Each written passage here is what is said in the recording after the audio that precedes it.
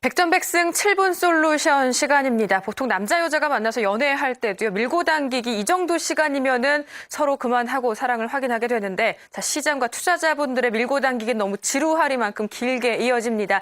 자, 백전백승 7분 솔루션 우리가 시장에 비해서 좀 우위를 점할 수 있는 그 팁을 찾아 드릴 텐데요. 오늘 도움 말씀 주실 이분의 목소리에 귀 기울여 보시기 바랍니다. 뉴스타기 유창희 대표 만나보시죠. 대표님 안녕하세요. 안녕하십니까. 네, 반갑습니다.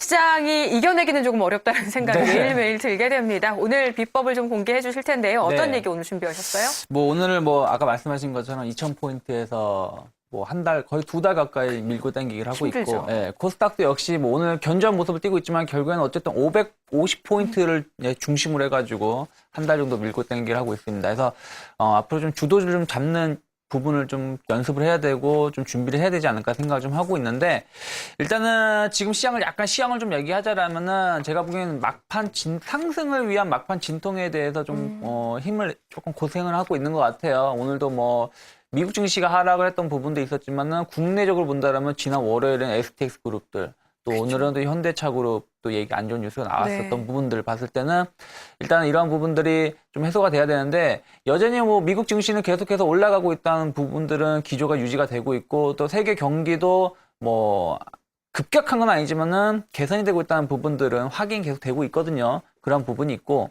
또 유동 리스크도 어느 정도 해결이 되어가고 있다는 부분들이 확인 체크가 되고 있고, 또 환율 역시 어찌됐든 북한 리스크가 됐든 유럽 리스크가 됐든 1120원대로 거의 올라오고 있다는 부분들을 본다라면은 어느 정도 우리나라 시장의 기업들의 수익률에 대해서는 조금 생각했던 것보다는 좀 기대가 작용하고 있다는 부분도 볼 수 있고, 또 경기 정책들 경기 부양에 대한 의지는 계속 주 초반이나 지난달 월말서부터 계속 확인시켜줬다는 부분을 본다라면은 4월 증시 긍정적인 생각은 여전히 진행 중에 있다고 보고 있어요. 네. 그래서 투자자분들께서 너무 이번 주 시장 자체가 조금은 지난주 대비해서 좀 안 좋다 그렇죠. 보니까 좀 걱정스러운 부분이 많으셔도 그 부분에서 너무 아직까지는 좀 너무 걱정보다는 여전히 긍정적으로 시장을 봐야 될 필요가 있지 않을까 생각을 하고 있는데, 말씀 쭉 듣게 되니까 정말 우리 악재가 너무 많았네요. 그에 네, 비하면 예. 그래도 이 정도면 네, 괜찮다는 그거에 생각도. 비하면은 시장 자체가 이렇게 많이 빠진 건 아니기 때문에 너무 걱정할 필요는 없다고 생각을 하고 있습니다. 네. 그래서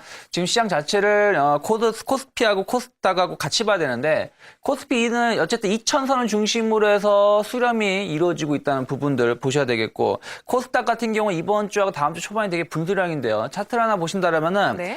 어쨌든 지금 코스닥이 단기적으로 약간 상승 세경이 발생을 하고 있어요. 그래서 여기서 560포인트를 강하게 돌파를 한다라면은 추가적으로 5% 정도까지는 추가적인 상승이 더 나올 수 있다. 그렇다면 580포인트까지도 그렇게 되네요. 올라올 수 있는데, 네. 반대로 만약에 실패를 한다면, 상승에 돌파를 하는데 실패를 한다면 세경이 좀 발생하고 있기 때문에 한 540포인트나 535포인트까지는 일시적인 조정이 한 번쯤은 나올 수 있다는 부분들을 조금 보고 대응하셔야 되는데, 어찌됐든 아직까지는 코스닥이 잘 진행이 되고 있다는 부분들을 본다면 일단은 돌파에 대한 기대감은 여전히 좀 살아있다는 부분들 좀 체크를 하면서 대응하셨으면 좋겠고요. 네. 여전히 수급적인 부분도 아직도 괜찮다는 부분들을 같이 보셨으면 좋겠는데, 그렇다면 결국에는 이제 종목이 중요하겠죠. 그죠. 예, 일단은 시황에서 언급을 드렸고, 코스피 시장은 2,000포인트 중심으로 해서 계속 수렴하고 있고, 코스닥은 단기적으로 세경이 발생하고 있다고 말씀드렸는데, 일단 여기서 종목 선택을 어떻게 하냐가 상당히 중요하다고 보고 있습니다. 시장 나눠서 봐야 예, 될까요? 보신다면은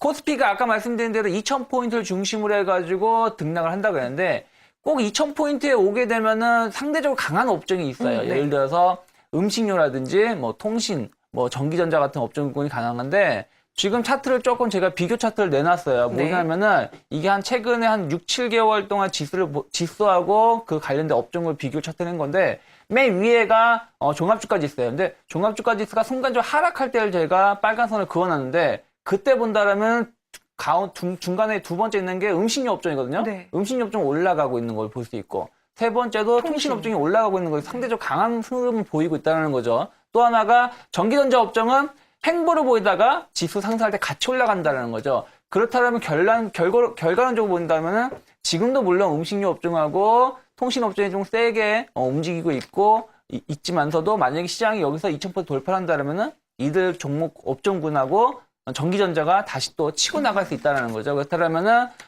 시청자분들이 지금 관심을 가질 코스피 시장에서 관심을 가질 업종군들은 요들 새 업종군들 뭐 제약까지 포함해서 네. 보시면 좋지 않을까 싶은데 뭐 관련된 종목군들 본다라면 뭐 반도체 업종 관련된 하이닉스라든지 네. 특히 이제 최근에 실적 개선이 기대가 되고 있는 LG전자 3인방 그룹들이 이노텍이랑 디스플레이까지요. 이노텍 뭐 디스플레이까지 해서 괜찮게 보고 있고요. 그다음에 뭐 현대모비스라든지 또 금융주 같은 경우는 신한지주라든지 하나금융지주, 뭐 음식료 같은 경우는 뭐 농심, 대상, 뭐 제일제당 같은 기업들 좀 관심 있게 보면서 대응하신다면 좋을 것 같고요.